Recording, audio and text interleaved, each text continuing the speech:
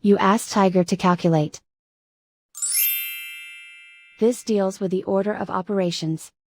The final result is 10,982.871. Let's solve it step by step. We begin by calculating the expression inside the parentheses. Calculate any addition or subtraction, from left to right. 1 plus 0.08 equals 1.08.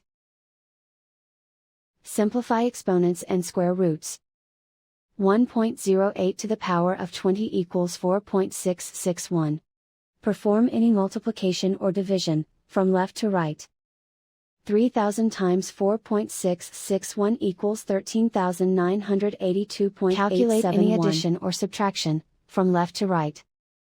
13,982.871 minus 3,000 equals 10,982.871. And so the final result is 10,982.871.